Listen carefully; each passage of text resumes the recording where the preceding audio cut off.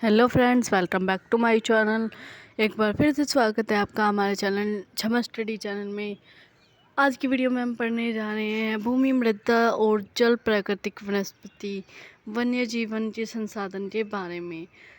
तो अगर वीडियो पसंद आए तो लाइक कीजिएगा, शेयर कीजिएगा अपने दोस्तों के साथ भी, और हमारे चैनल को सब्सक्राइब करना बिल्कुल मत भूलिएगा। तो चलिए अपनी वीडियो को शुरू करते हैं। मृदा निर्माण के लिए उत्तरदायी दो मुख्य जलवायु कारक कौन से हैं? तो मृदा निर्माण के लिए उत्तरदायी दो प्रमुख मुख्य जलवायु कारक हैं, वो हैं वर्षा और तापमान। अगला प्रश्न है, भूमि निम्नीकरण के कोई कारक लिखिए। तो भूमि निम्नीकरण के जो कारक हैं वो हैं कृषि भूमि का प्रसार, निर्माण संबंधी गतिविधियों का प्रसार, और भूमि को महत्वपूर्ण संसाधन क्यों माना जाता है। ये भू निम्नीकरण के कारक। अगला प्रश्न है, भूमि को महत्वपूर्ण संसाधन क्यों माना जाता है? तो भूमि को महत्वपूर्ण संसाधन माना जाता है क्योंकि इस पर मनुष्य निवास करता है एवं कृषि द्वारा विभिन्न अनाजों को उत्पादन करता है। इसके अतिरिक्त वानिकी, खनन, सड़कें, उद्योगों की स्थापना करके विकास की ओर अग्रसर होता है। जो भूमि को महत्वपूर्ण साधन माना जाता है जिससे मनुष्य निवास करता है और कृषि द्वारा विभिन्न जो अनाज उत्पादन करता है, उससे वानिकी, खनन और सड़कों, उद्योगों की स्थापना करके विकास की ओर अग्रसर होता है। अगला प्रश्न है, किन्हीं दो सोपानों के नाम बताइए जिन्हें सरकार ने पौधों प्रणालियों के संरक्षण के लिए आरंभ किया है। तो एक अंतर्राष्ट्रीय परिपाटी CITES,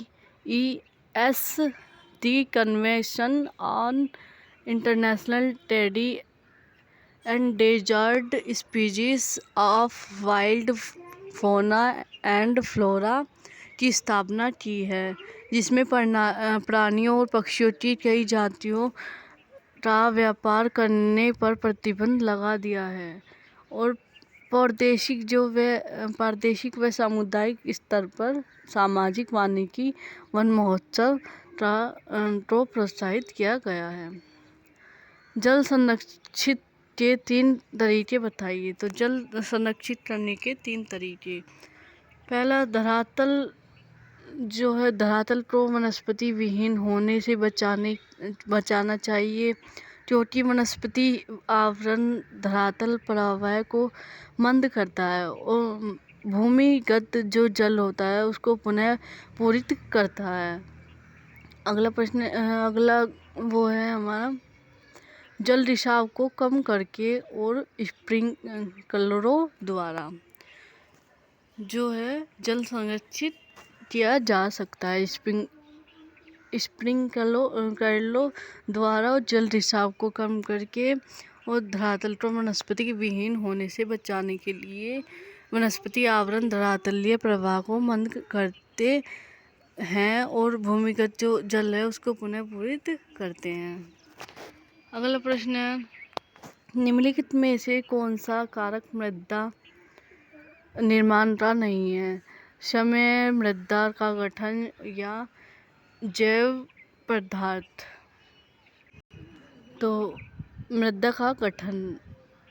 अगला क्वेश्चन है, निम्नलिखित में से कौन सा विधि तीव्र ढालों पर मृदा अपरदन को रोकने के लिए सर्वाधिक उपयुक्त है? रक्षक मेखला, मल्चिंग और वेदिका कृषि। तो वेदिका कृषि जो है तीव्र ढालों पर मृदा अपरदन को रोकने के लिए सर्वाधिक उपयुक्त है।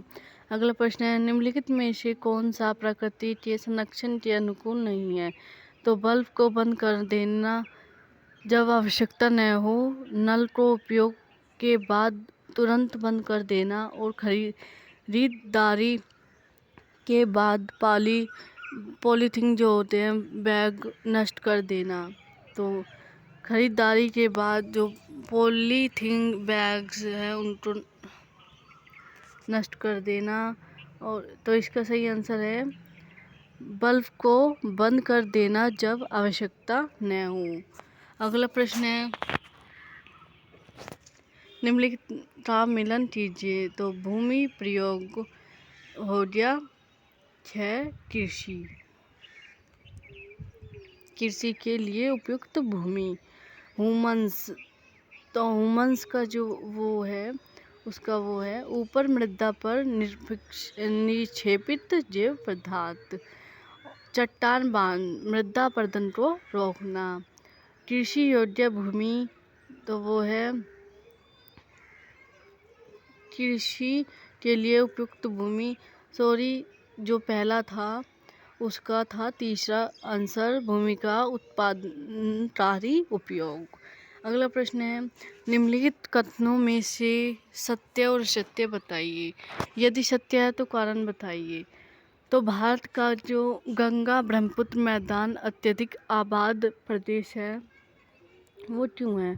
सत्य, ये सत्य है कि भारत का गंगा ब्रह्मपुत्र मैदान अत्यधिक आबाद है। कारण यह है कि जो मैदान अत्यधिक उपजाऊ हैं, वो मैदान जो है अत्यधिक उपजाऊ हैं, जहाँ पर विभिन्न प्रकार के खाद्य फसलें उगाई जा सकती हैं और जल प्रचुर मात्रा में उपलब्ध होता है। मैदानी भाग में होने के कारण सड़क व रेल मार्गों जो है घना जाल है और भारत में प्रति व्यक्ति जल की उपलब्धता कम हो रही है।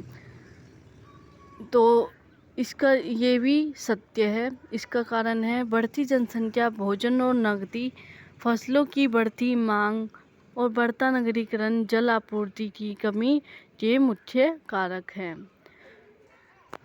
अगला प्रश्न है हमारा, तटीय क्षेत्रों में पवन गति रोकने के लिए वृक्ष कतार में लगाए जाते हैं।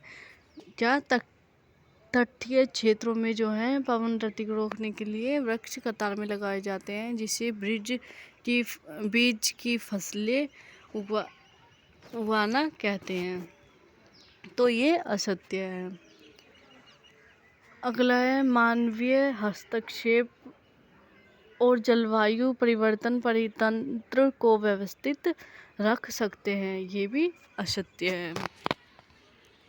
अगला प्रश्न है, विश्व की विभिन्न भागों में जनसंख्या का असमान वितरण क्यों पाया जाता है? ये असत्य है। अगला है, मानवीय हस्तक्षेप और जलवायु परिवर्तन परितंत्र को व्यवस्थित रख सकते हैं। ये भी असत्य है। अगला प्रश्न है हमारा, भूमि और जलवायु में भिन्न भिन्न लक्षणों के कारण क्या होता है? विश्व के विभिन्न भागों में जनसंख्या का असमान वितरण जो है भूमि और जलवायु में भिन्न भिन्न लक्षणों के कारण होता है। अगला प्रश्न है, कृषि और निर्माण संबंधी गतिविधियों के कारण कौन सी पर्यावरणीय समस्या उत्पन्न होती है? तो भूमि निम्नीकरण, मृदा अपरदन और मरुस्थलीकरण जो है, ये तीन समस्याएं पर्यावरणीय समस्याएं उत्पन्न होती हैं। अगला प्रश्न है, भूमि संरक्षण के कुछ तरीके बताइए। तो पहला तरीका है वृक्षारोपण, दूसरा है भूमि ऊर्ध्वाधर रासायनिक कीटनाशकों उर्वरकों के विनियमित उपयोग और अतिचारण पर रोक। अगला प्रश्न है, वर्षा जल संग्रहण से आप क्या समझते हैं? तो छत पर वर्षा जल एकत्रित करके इस जल संग्रहण करना, एक विभिन्न उत्पादन उपयोगों में लाना वर्षा जल संग्रहण कहलाता है। जो वर्षा का जल होता है वो बहुत ही शुद्ध माना जाता है, तो उसका संग्रहण जो है वर्षा जल संग्रहण कहलाता है। अगला प्रश्न है, मृदा निर्माण के प्रमुख कारक कौन से हैं? तो शैल का स्वरूप, जलवायु, स्थलाकृति, जैव पदार्थ, समय जो है मृदा निर्माण के प्रमुख कारक हैं। वनों को उनकी पत्तियां गिराने के आधार पर वर्गीकृत कीजिए। तो वनों को उनके पत्तियां गिराने के आधार पर वर्गीकृत करना है। तो पहला है सदाहरित वन और पर्णपाती वन। तो इन वनों के वृक्ष किसी भी ऋतु में आसानी अपनी पत्तियों के जो है इन वनों के जो वृक्ष होते हैं किसी भी ऋतु में अपनी पत्तियां एक साथ नहीं गिराते, तो इन्हें सदाहरित वन कहते हैं, जो कि सदा हरे रहते हैं। इन वनों के पर्णपाती जो वन होते हैं, इन वनों की जो वृक्ष वाष्पोत्सर्जन से होने वाली हानि को रोकने के लिए किसी विशेष ऋतु में अपनी पत्तियां गिरा देते हैं। अगला प्रश्न है, मृदा निर्माण के विभिन्न कारकों को समझाइए। तो पहला है जनक शैल। यह मृदा के रंग, गठन, रासायनिक गुणधर्म, खनिज मात्रा और परंपरागतता को निर्धारित कर सकते हैं। अगला प्रश्न है, जलवायु अपक्षयण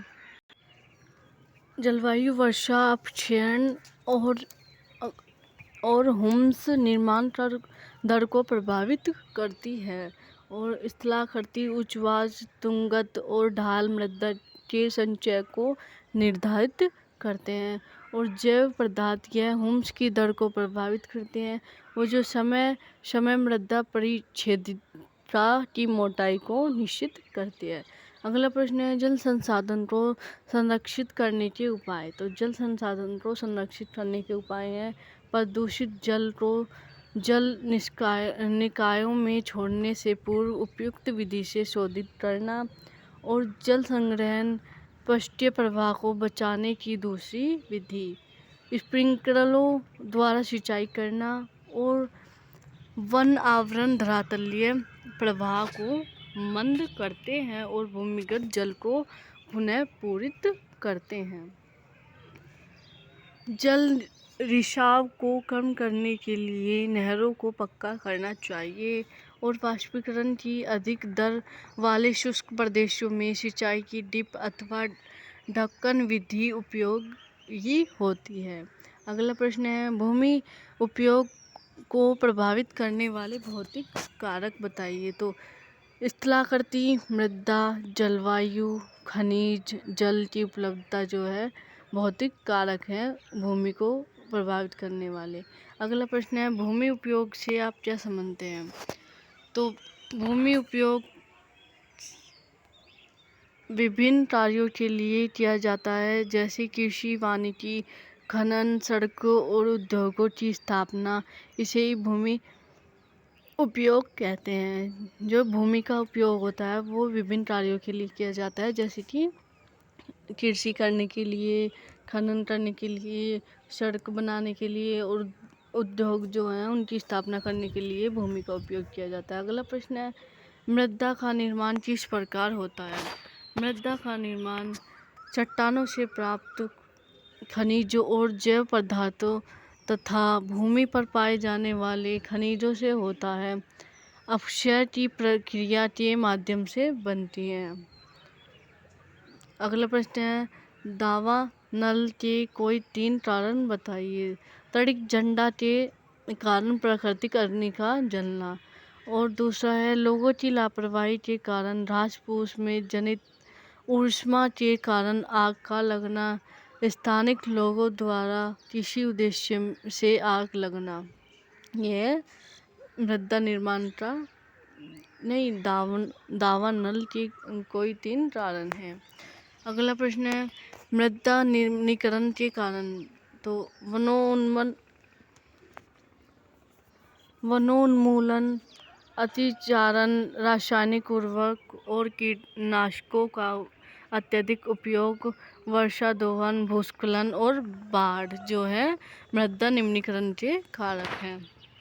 अगला प्रश्न है, भू निम्नीकरण को रोकने के लिए इनके कोई 4 उपाय बताइए।